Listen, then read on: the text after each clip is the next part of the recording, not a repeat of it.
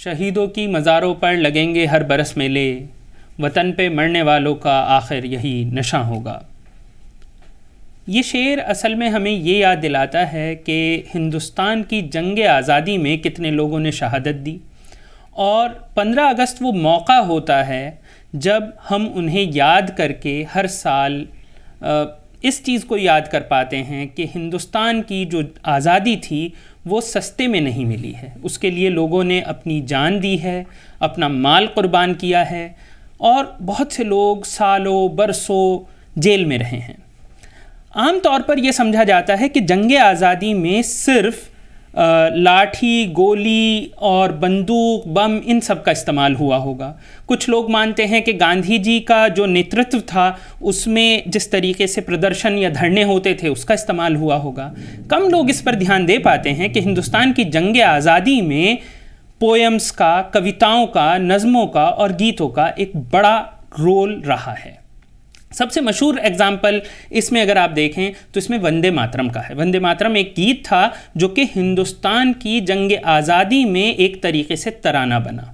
इसके बाद आप देखते हैं कि किस तरीके से बिस्मिल अज़ीमाबादी का सरफरोशी की तमन्ना जो है वो पूरी हिंदुस्तान में एक तरीके से जंग आज़ादी का तराना बना। या फिर आप देखिए काला शाह काला, जो कि एक मशहूर गाना है, बाद में फ़िल्मों में भी इस्तेमाल हुआ, वो भी किस तरीके से अंग्रेज़ों के ख़िलाफ़ पंजाब में एक ज़रूरी तराना बना। या फिर मेरा रंग दे बसंती चोला। इस सब के बीच ऐसा बार बार होता रहा कि जब कोई नज़्म या गीत अंग्रेज़ों को ये लगता कि लोगों को जगा सकती है उनके ख़िलाफ़, तो उसे बैन कर दिया जाता। आज हम ऐसे ही कुछ गीतों की बात करेंगे, और इस पर बात करने के लिए, और सिर्फ बात नहीं करेंगे, इसको गा कर सुनाएंगे हमारे साथ हिंदुस्तान के एक उभरते हुए सितारे हैं जिनका नाम है मोहम्मद साकिब खान। बहुत बहुत शुक्रिया साकिब खान साहब आपका। मोहम्मद साकिब खान के बारे में मैं ये बताना चाहूँगा कि हिंदुस्तान का एक मारूफ घराना है म्यूज़िक का, जिसे कैराना घराना कहते हैं, और जिसका एक बड़ा नाम गंगूबाई हंगल भी रही हैं, तो उससे उनका ताल्लुक़ है। और अभी वो दिल्ली में हैं, जगह जगह वो परफॉर्म करते रहते हैं, हिंदुस्तान के बाहर, और सरकार के मंचों पर भी, गैर सरकारी मंचों पर भी उन्होंने बहुत बार परफॉर्म किया है। आज हम उनसे बात करेंगे कि वो हमें कुछ ऐसी नज़्म, कुछ ऐसे गीत जिन्हें कि अंग्रेज़ों ने बैन कर दिया था, वो सुनाएं। और सबसे पहले मैं ख़ुद एक नज़्म के साथ शुरू करना चाहूँगा जो कि जलियांवाला के बाद लिखी गई थी, जिसके बाद जिस मैगज़ीन में वो छपी थी उस मैगज़ीन के एडिटर को गिरफ़्तार किया गया। कहा गया कि आप हमें कवि का नाम बताएं। उन्होंने कवि का नाम बताने से मना कर दिया, जिसके बाद एडिटर को जेल हो गई, लेकिन कवि का नाम न पता चल सका। और ये सारी कॉपीज़ जो थी उस मैगज़ीन की वो ज़ब्त कर ली गई थी।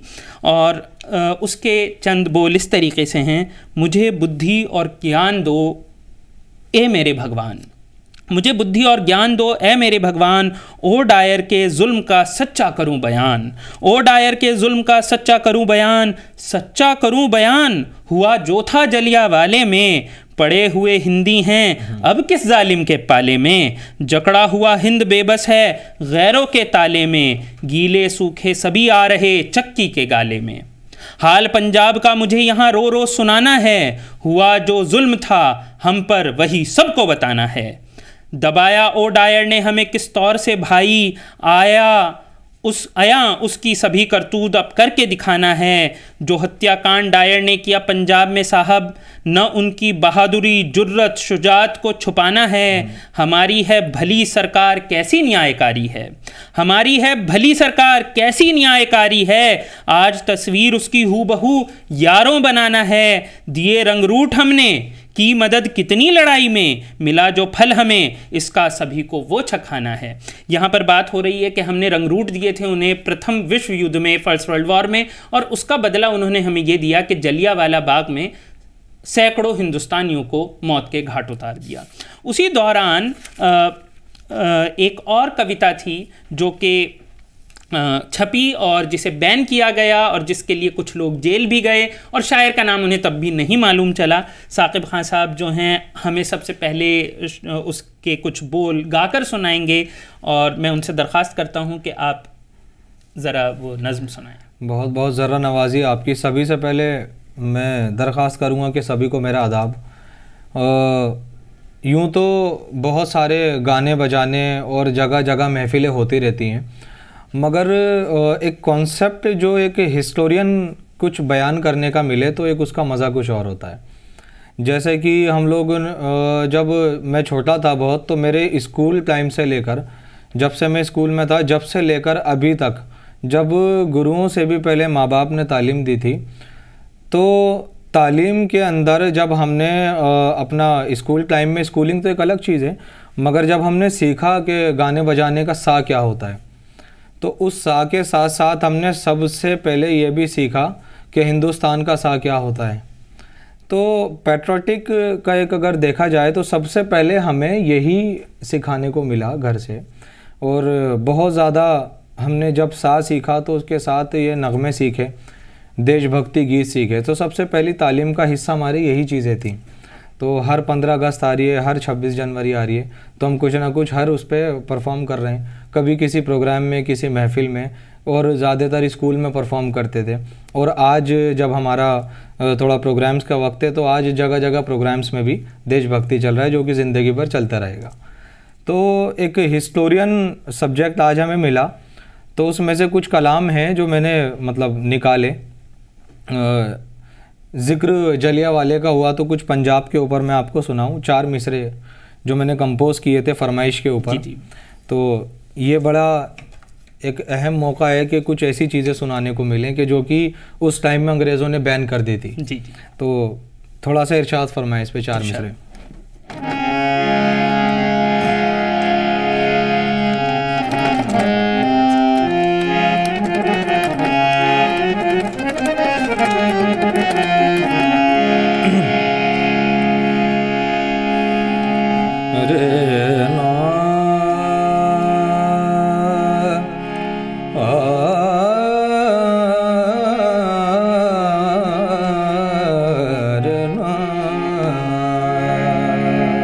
जिसके बोल हैं, होता है वतन यूं तो हर शख्स को प्यारा, होता है वतन यूं तो हर शख्स को प्यारा, होता है वतन यूं तो हर शख्स को प्यारा, लेकिन है हकीकत में दिल आवे जो दिल आरा, पंजाब हमारा।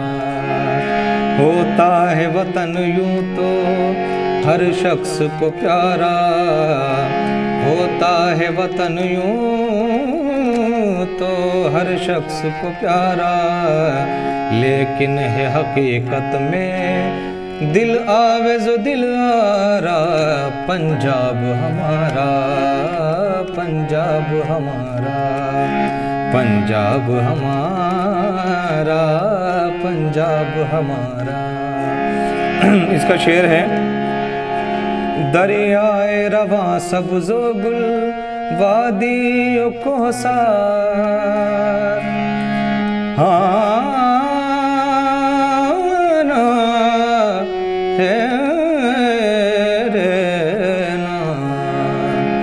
दरियाए रवां सब्ज़ो गुल वादियों को सार, दरियाए रवां सब्ज़ो गुल वादियों को सार, ऐसे ही नज़ारों से है फिरदौस नज़ारा, पंजाब हमारा, पंजाब हमारा, पंजाब हमारा।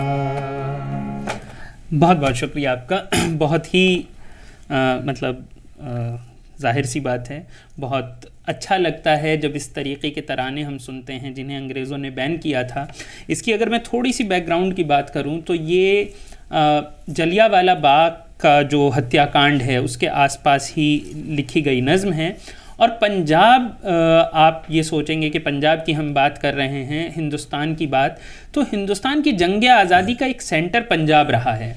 अगर देखा जाए तो पंजाब और बंगाल हिंदुस्तान की जंग आज़ादी के सबसे अहम सेंटर हैं, बाकी जगह भी हुआ पूरे हिंदुस्तान में है, लेकिन अगर देखा जाए तो पंजाब से आपको भगत सिंह दिखाई देंगे, पूरी गदर पार्टी दिखाई देगी, आपको एक तहरीक दिखाई देगी बब्बर अकाली की, आप इतना सब कुछ देखते हैं तो जाहिर सी बात है वहाँ पर, और शायराना माहौल था, आप देखें तो बड़े वाइब्रेंट कल्चर है वहाँ का, गाने का बजाने का, लोग खुश होते हैं, हंसते हैं, तो जाहिर सी बात है वहाँ से ऐसे गाने बहुत ज़्यादा निकले हैं।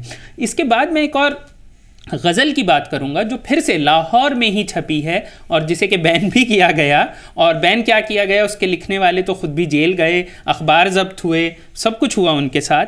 तो ज़फ़र अली ख़ान साहब थे, और ज़फ़र अली ख़ान साहब का जो अखबार था ज़मींदार, अगर देखा जाए तो ये भी कहा जाता है कि भगत सिंह का जो एक तरीके से सबसे ज़्यादा रिपोर्टिंग है वो ज़मींदार अखबार ने की थी उस ज़माने में। तो वो इस तरीके से है जिस तरीके से आपने शायद गणेश शंकर विद्यार्थी का भी नाम सुना हो, जो क्रांतिकारियों के पत्रकार माने जाते थे। तो क्रांतिकारियों के पत्रकार माने जाते थे, पंजाब में, लाहौर में थे। तो उनकी गज़ल है, वैसे तो उनकी बहुत सी गज़ल और नज़्म और आर्टिकल्स बैन हो जाया करते थे, बहुत आम था उनके लिए, कोई ख़ास बात नहीं थी। तो उन्होंने ये कहा है, साकिब साहब आप गौर फरमाएं, नाक़ूस से गरज है न मतलब अज़ां से है। नाक़ूस कहते हैं शंख जो मंदिर में बजता है, तो नाक़ूस से गरज है न मतलब अज़ां से है, मुझको अगर है इश्क तो हिंदुस्तान से है। क्या बात। मुझको अगर है इश्क तो हिंदुस्तान से है, और ज़र्रे में अगर तड़प है तो उस खाके पाक से। ज़र्रे में अगर तड़प है तो उस खाके पाक से, सूरज में रोशनी है तो इसी आसमां से है। क्या बात। सूरज में रोशनी है तो इसी आसमां से है इसके दम से गर्मीए हंगामा ए जहां, है इसके दम से गर्मीए हंगामा ए जहां, मगरिब की सारी रौनक इसी एक दुकान से है। मगरिब की सारी रौनक, मगरिब कहते हैं वेस्ट को, यानी कि वेस्टर्न सिविलाइजेशन की जितनी आपको रौनक दिखाई दे रही है, वो जिस चीज़ पर इतना इतरा रहे हैं, वो सब कुछ अगर देखा जाए तो हिंदुस्तान की तहजीब का एक तरीके से, उसकी वजह से उन्होंने इतना डेवलप किया है ख़ुद को। कहीं ना कहीं जो एंशिएंट सिविलाइजेशन है जिसने दुनिया को सिखाया सब कुछ, जिसमें कि आप वैदिक कल्चर की भी बात कर सकते हैं, हिंदुस्तान के बाकी कल्चर की भी बात कर सकते हैं, तो वो उसकी बात करते हैं। है इसके दम से गर्मी है हंगामा ए जहाँ, मगरिब की सारी रौनक इसी एक दुकान से है। तो ये बात आती है ऐसी नज़्म, ऐसे गीत, ऐसी गज़ल जिनमें कि हम बात करते हैं कि किस तरीके से ऐसे, जिससे कि अंग्रेज़ों को ये ख़तरा होता था कि अंग्रेज़ों के ख़िलाफ़ विद्रोह हो जाएगा, लोग उठ खड़े होंगे। लेकिन उसके बाद कुछ ऐसी गज़ल और नज़्म भी हैं जो कि ऐसे लोगों ने लिखी जिन्होंने ख़ुद हथियार उठाए। जी हाँ, मैं बात करूँगा इस वक्त राम प्रसाद बिस्मिल साहब की। राम प्रसाद बिस्मिल काकोरी कांड के एक मशहूर क्रांतिकारी जो फांसी के फंदे पर हंसते हंसते झूल गए।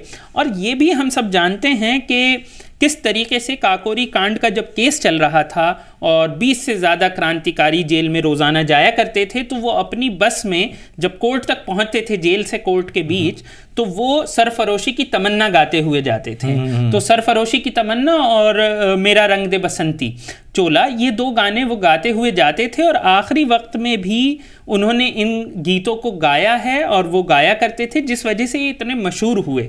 और बहुत से लोगों को ये भी लगने लगा था कि सरफरोशी की तमन्ना राम प्रसाद बिस्मिल ने ही लिखा है, लेकिन राम प्रसाद बिस्मिल खुद शायर थे, अशफाकुल्लाह खां भी शायर थे, दोनों लोगों को फांसी साथ में हुई, दोनों की दोस्ती के किस्से मशहूर हैं। तो ऐसे में एक गज़ल है जिसे कि लय में लिया है साकिब साहब ने, जो राम प्रसाद बिस्मिल साहब ने लिखी थी, जेल में लिखी थी, अपनी फांसी से शायद 5 या 6 रोज़ पहले शायद उन्होंने इस गज़ल को लिखा है। एग्जैक्ट नहीं पता है क्योंकि जेल के अंदर जाहिर सी बात है लिखने की वो सारी चीज़ें मौजूद नहीं होती जिस तरीके से आम जिंदगी में होती है, लेकिन जेल में लिखी गई गज़ल जिसके कुछ दिन बाद उन्हें फांसी होनी थी, राम प्रसाद बिस्मिल की, और जिसे आज साकिब साहब गाएंगे, गाकर सुनाएंगे। और आप इस बात का यकीन जानिए कि इससे पहले ये गज़ल शायद किसी भी सिंगर ने कहीं पर भी किसी भी स्टेज पर नहीं गाई है। तो साकिब साहब का बहुत बहुत शुक्रिया जो वो हमें आज ये गीत सुनाएंगे। बहुत बहुत शुक्रिया। ये बड़ी कमाल की बात है कि ऐसे मिसरे लेना, ऐसी चीज़ें लेना कि जो बहुत हिस्टोरियन हो और जिनके जैसे मैंने बताया कि भाई ये सारी चीज़ें फरमाइश पे भी नहीं आती हैं, जिसकी फरमाइश आज हुई है, तो ऐसे मौके पर 15 अगस्त के मौके पर ये चीज़ें मुझे सुनाने का मौका मिला, पहले तो उसका बहुत बहुत शुक्रिया। और जिसके बोल हैं, रवाए बुलबुले शैदा वतन के वास्ते मरना, रवाए बुलबुले शैदा वतन के वास्ते मरना, वतन के वास्ते जीना, वतन के वास्ते मरना। ये चंद 4 मिसरे मैं आपको सुनाता हूँ।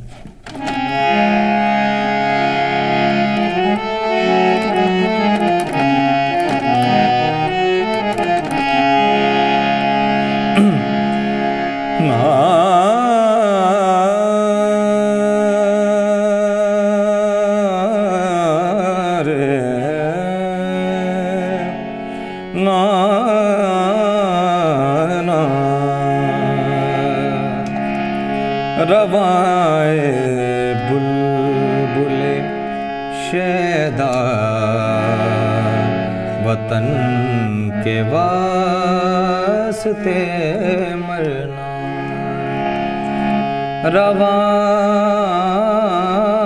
रवाए बुलबुले शैदा वतन के वास्ते मरना, वतन के वास्ते जीना, वतन के वास्ते मरना, रवाए बुलबुले शैदा वतन के वास्ते मरना।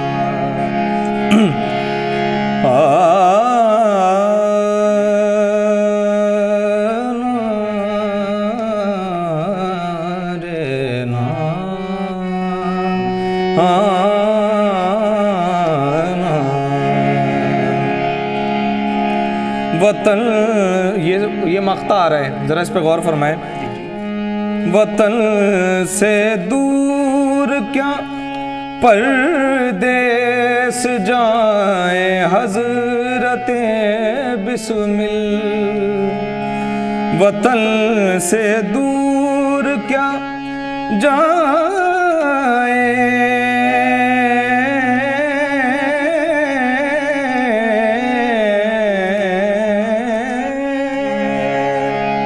वतन से दूर क्या परदेस जाए हज़रते बिस्मिल, नहीं बेहतर कहीं दो गज़ कफन के वास्ते मरना। बहुत प्यारा ये एक 4 मिसरे थे जो कि मैंने पेश किए, क्योंकि हिस्टोरियन चीज़ें कम पेश करने को मिलती हैं। जी जी। और ये कंपोजिशंस भी मेरी हैं जिसको मैंने फरमाइशी लिया है सारा, तो ये चंद चीज़ें थी जी खिदमत में। इसके अलावा अभी क्योंकि ये जैसा कि मैंने कहा ये गीत आज तक कहीं गाए नहीं गए हैं, और ख़ास तौर पे ये जो गीत था ये किसी स्टेज पर भी आपको जहाँ तक हमारी मालूमात है कभी नहीं गाए गए, और ये पूरे तौर पे कंपोजिशन भी साकिब साहब की है। हिंदुस्तान की जंग आज़ादी में एक और बड़ा मशहूर गीत है जो कि बाद में भी बड़ा मशहूर रहा, सारे जहाँ से अच्छा हिंदुस्तान हमारा, अल्लामा इकबाल साहब ने लिखा था। और उसके पीछे बड़ी मज़ेदार कहानी है कि वो लाहौर में पढ़ाया करते थे और गदर पार्टी के जो लाला हरदयाल थे उस वक्त लाहौर में ही थे। तो लाहौर में हरदयाल साहब को ने एक दिन एक प्रोग्राम रखा, नेशनलिस्ट प्रोग्राम था, जाहिर सी बात है, और उन्होंने इकबाल साहब के पास जाकर कहा कि शाम में प्रोग्राम है, 3 घंटे बाद आप आइए और आकर तकरीर करिए। तो इकबाल साहब ने कहा कि 3 घंटे तो बहुत कम वक्त होता है, लेकिन उसके बाद उन्होंने कहा ठीक है मैं आ जाऊंगा। हरदयाल साहब ने कहा हमें पता है आप कुछ ना कुछ प्रिपेयर कर लेंगे। तो वो जब वहाँ पर आए तो उन्होंने तकरीर में एक नज़्म पढ़ी जिसे आज हम जानते हैं, सारे जहाँ से अच्छा हिंदुस्तान हमारा। तो वो जो नज़्म थी वो कितनी मकबूल हुई वो तो हम सब जानते हैं। बाद में उसे ऑल इंडिया रेडियो के लिए आज़ादी के बाद पंडित रविशंकर ने कंपोज किया था। जिस लय में हम उसे आज के दौर में जानते हैं वो वाली लय है। उसके अलावा उसकी बहुत सारी कंपोजिशंस हैं, अलग अलग तरीके से उसे गाया गया है। लेकिन वो बात थी जब हिंदुस्तान आज़ाद नहीं था। हिंदुस्तान की आज़ादी लगभग 40 बरस दूर थी। लाहौर में यंग स्टूडेंट्स के बीच गाई जा रही थी। आज साकिब साहब जब हमसे मुलाकात कर रहे थे तो उन्होंने हमें कहा कि वो बात और आज की बात में थोड़ा सा फ़र्क है। हिंदुस्तान को आज़ाद हुए 75 बरस से ज़्यादा हो गए हैं और आज भी हमारे सामने कुछ परेशानियां हैं। तो इसी नज़्म की तर्ज पर उन्होंने एक गीत तैयार किया है और जो कि मुझे तो बहुत पसंद आया और मुझे लगता है आप लोगों को भी बहुत पसंद आएगा। और मेरी ये दरख्वास्त है कि साकिब साहब हमारे सामने उस गीत को पेश करें। जी बिल्कुल। जैसा कि सभी जानते हैं, सारे जहां से अच्छा हिंदुस्तान हमारा, मगर ये कब लिखा गया था, कब मशहूर हुआ था, एक बड़ा अरसा हो गया इस चीज़ को। माहौल में हर वक्त के साथ तब्दीली आती रही है और आज भी बहुत नहीं बहुत ही ज़्यादा तब्दीली है। तो सारे जहां से अच्छा हिंदुस्तान हमारा तो हमेशा ही रहेगा और आज भी हमारे हिंदुस्तान जैसा मेरे हिसाब से कोई देश नहीं है। मगर थोड़ी सी कहते हैं ना, हर जगह करेक्शंस होते चलते हैं। तो उसी पे एक कलाम है जो कि मुझे बहुत पसंद है। 5 साल पहले भी मैंने पढ़ा था ये, एक 15 अगस्त के मौके पे ही पढ़ा था। तो मैंने सोचा कि एक ये पेश कर दिया जाए यहाँ पर, जिसके बोल हैं, सारे जहाँ से अच्छा हिंदुस्तान बना दें, उल्फत की रोशनी से हर घर को जगमगा दें। तो ये चंद मैं मिसरे इसके पेश करूँगा, 2-3 शेर, ज़रा समाअत फरमाएं।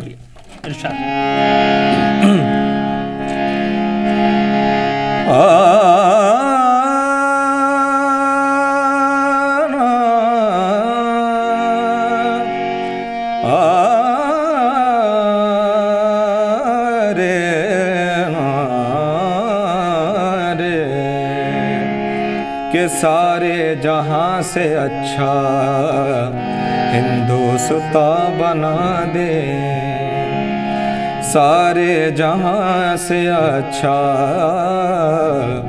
हिंदुस्तान बना दे, उल्फत की रोशनी से हर घर को जगमगा दे, सारे जहां से अच्छा हिंदुस्तान बना दे।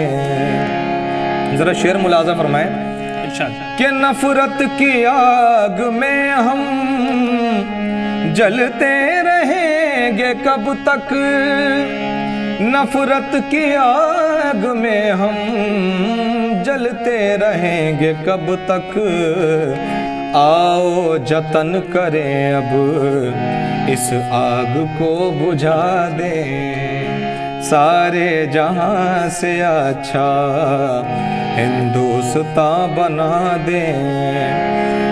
मजहब नहीं रुकावट इंसान दोस्ती में, मजहब नहीं रुकावट इंसान दोस्ती में,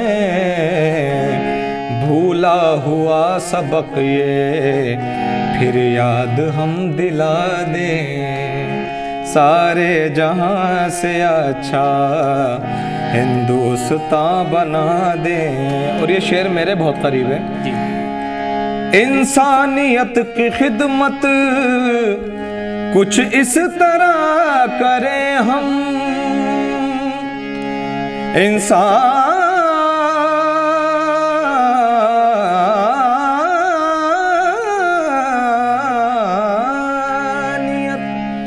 इंसानियत की खिदमत कुछ इस तरह करें हम, इंसानियत की खिदमत कुछ इस तरह करें हम, मासूम मुस्कुरा दें बूढ़े हमें दुआ दें, मासूम मुस्कुरा दें बूढ़े हमें दुआ दें, सारे जहां से अच्छा हिंदुस्तान बना दें। और ये 1-2 शेर और बोल दूं मैं। आपस की कशमकश में फिर हम न टूट जाएं, आपस की कश्मकश में फिर हम न टूट जाएं, अपने वतन से अब हम हर जुल्म को मिटा दें, अपने वतन से अब हम हर जुल्म को मिटा दें, सारे जहां से अच्छा हिंदुस्तान बना दें। और ये कि जैसे कि इस तरन्नुम में पेश किया जाता है या जिस तरह से हम इसे गाते हैं, ये एक आर्टिस्ट पे भी डिपेंड होता है कि वो अपने देश की बातें, अपने देश की चीज़ों को कितने दिल से पेश करता है। तो ज़रा उसके ऊपर ही एक मिसरा है, एक शेर है पूरा, मैं इसको भी बयान कर देता हूँ। नगमे कए तरन्नुम गूंजे गली गली में, नगमे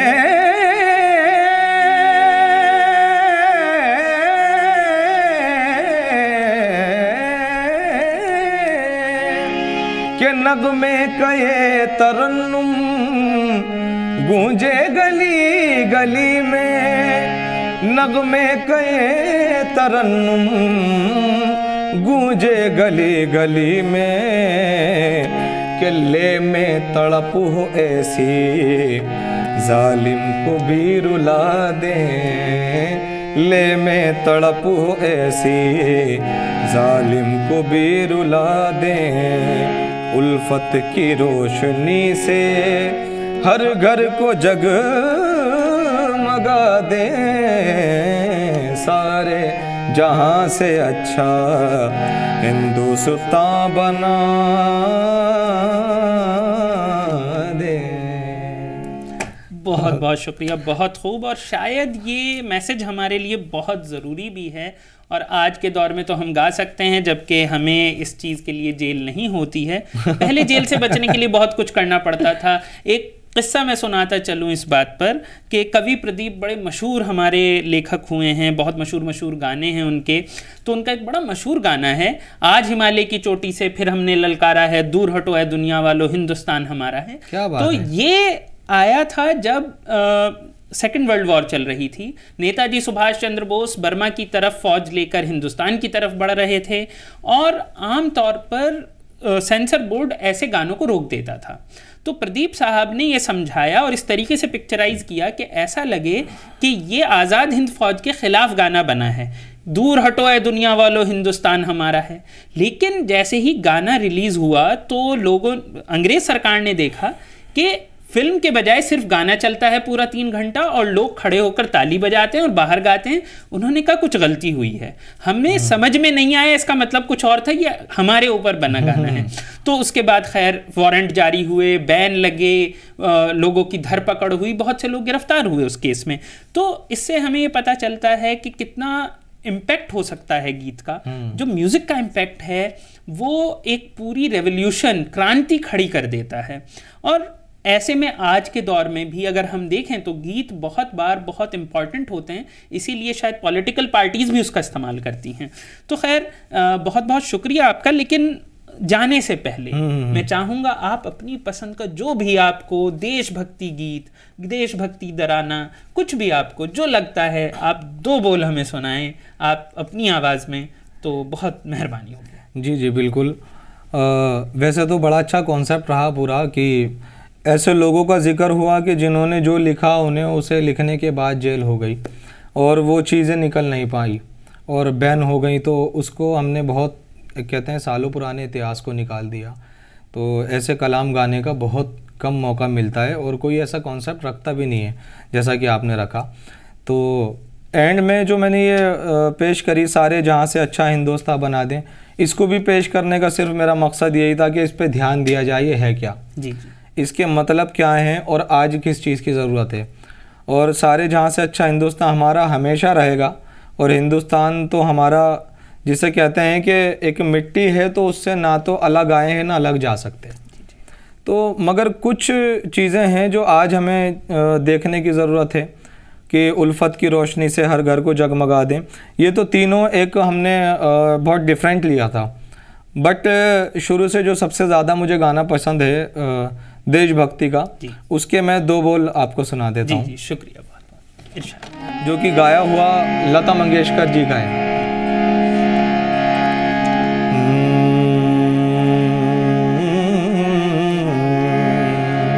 या एक गाना और है, जहाँ डाल डाल पर सोने की, मोहम्मद रफ़ी साहब ने गाया हो। जहाँ डाल डाल पर सोने की चिड़िया करती है बसेरा, वो भारत देश है मेरा, वो भारत देश है मेरा। जहाँ सत्य अहिंसा और धर्म का पग पग लगता डेरा, वो भारत देश है मेरा, वो भारत देश है मेरा। ये गाना मेरे बहुत करीब रहा शुरू से अभी तक, और जब से मैं गाता हूँ बचपन से ऐसा लगता है कि शुरू से अभी तक यही गा रहा हूँ। और इसका कभी मतलब जिससे कहते हैं कि कभी भरपूर पेट भर नहीं सकता इससे।